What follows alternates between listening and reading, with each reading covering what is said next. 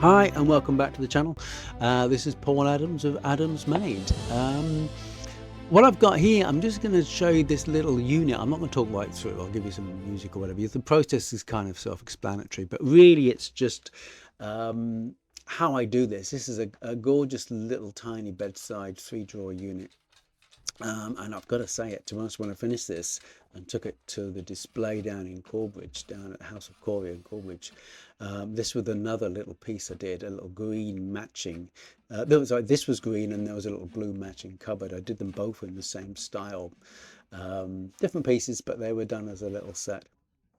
And they both sold literally as I took it up there. They sold within 15-20 minutes. I still hadn't finished arranging how I was going to display them, so very popular. So anyway, what this is just me showing you with these furniture how I do this. I really dislike kind of the term shabby chic, because even though that's kind of what it was, what I think I do is more of an aging process. So I try and not, I don't just cover it in chalk paint. What I do is fix the drawers. You can see at the beginning how sticky the drawers were. This was painted. It was picked up actually from a car boot sale, but a great little thing. But you just paint slapped on it and the drawers were sticking, and it just doesn't become a functional piece of furniture. It might look cute in the corner, but it doesn't work.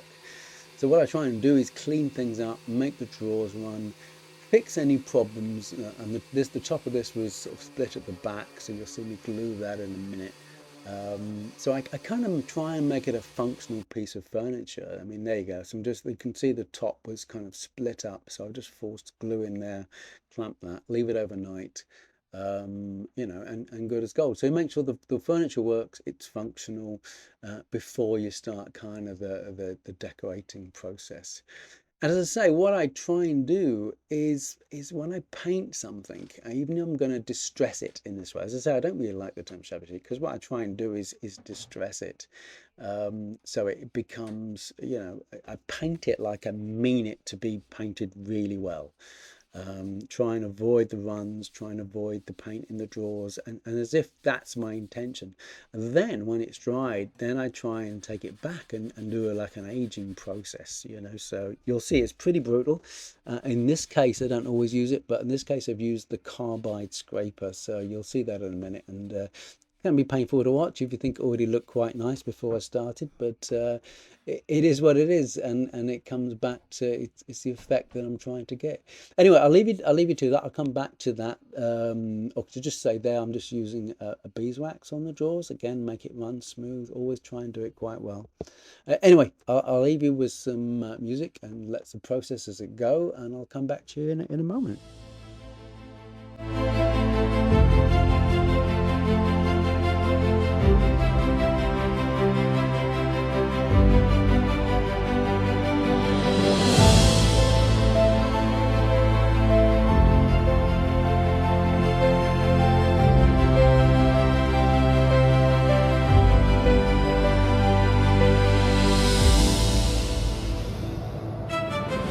Quick note here, what I'm doing is, although I'm going to paint this green, I'm using the white to kind of on the edges, just because in this case, it was a little rough on the edges, so I wanted to kind of give it a bit more paint to work with around the edges and bits that I'm actually going to scrape back again.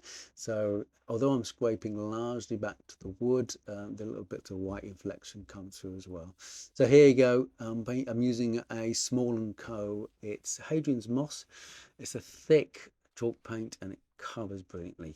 It's just a good paint to work with, to be honest with you. I'm using other ones as well, but this is definitely my favorite type of paint. So as I say, I paint it with the intention to make it look like that's where I'm going to finish, so make sure everything works, everything runs before the kind of aging process begins.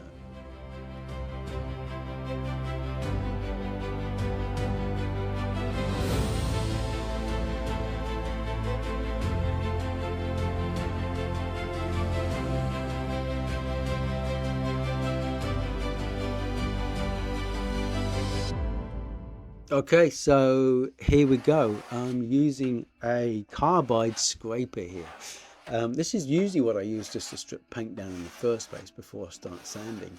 But in this case, I'm doing the same process. I'm just doing it to really take off. It's a brutal thing. It's hard to watch. It can be, especially if you think it looked good before I started.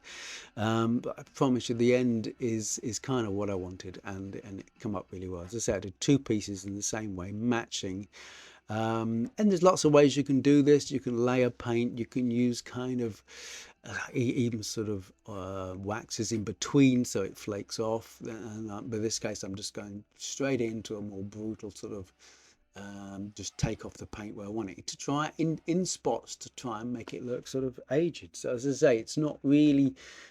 I don't like the term shabby chic. I think I prefer this as a kind of, take it back and age it down. What I do when I've done this is also sand it smooth, because I don't want a rough finish. So what I want is a smooth finish, so it looks old, or it looks like it's had some life. Really, that's the key. But I'm gonna sand it down, make it smooth. As I said before, it's a functional piece of furniture. It'll work. You can use it. I've taken to waxing now. I think my early pieces I was always varnished, or I always lacquered or varnished for a harder finish, but I've really turned to the wax for me. For a chalk paint like this anyway, it kind of soaks into the chalk paint and it really gives you a kind of a hard, pliable, durable finish. And I think the sheen of the wax of this kind of matty to eggshell finish really suits it as well. You'll see that as well. So the moment here you can see, I'm sanding it back, and because that's the kind of finish I want. I think I end up scraping this again, you'll see in a minute, because I want to go a bit further than I have here. Because you're trying to get the aging, the paint flaked off in fairly evenly all over, and again, as I say, in the spots where you'd expect it perhaps. But again, hard to watch perhaps if you like the paint green, but it's what it is. As I say, again, sand it smooth, get everything smooth before the waxing, and you've got something, and it's a good workout. It's good too. And it's just wiped down with the dust here. Always get wiped down, get everything clean, get all the bits off. And again, make sure the drawers are on. When it's dry, start waxing.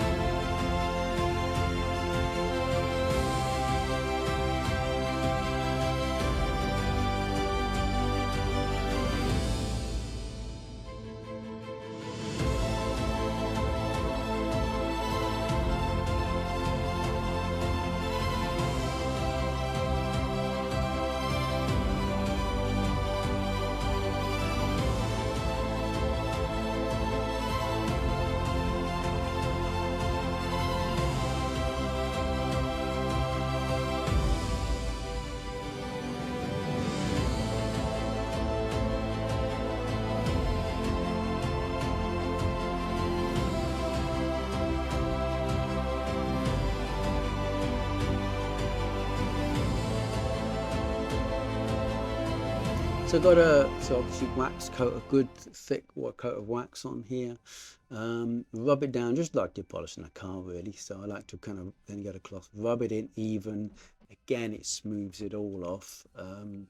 So probably a couple of coats of wax, do the same process, but then always when you've kind of got it buffed off, get a clean dry cloth and just really buff the whole thing right off. And it's a like to finish, as I say, it gives you this kind of matte to eggshell sort of overall finish, and it's kind of it's a nice finish on it. It really complements the paint, so it's a great way to do it. What I got here, I'm using the original handles. They had a bit of paint on them. I cleaned that off. I used I think I made a video on this actually, a bit of white vinegar to kind of clean them up, but they were a bit dull. So what I'm doing here actually is using I used a wire brush to clean them, but also a softer brush to use a bit of gold rub and bring the life back together. On the drawers, I tend to use a T-core. It really nourishes the drawers, bring the original colour back if they're in good shape inside. I've done other things like painting and papered them, but these were good nicks, so I've just cleaned them up. As I say, that the oil nourishes the drawers back, and they smell great as well. Pop the handles back on, nice bright shiny handles now, so we're just about there. Let's see, I'm just following my own, watching my own video here. Drawers are working. Like I say, what you need, if you're going to use this furniture, it needs to be functional. So what I've got here is a nice finished functional piece of furniture. And as I say, it didn't last long in the shop. So I've been doing similar ones to this, different techniques. And well, there you go, little piece. So thanks for watching. If you want to see more, like and subscribe for more.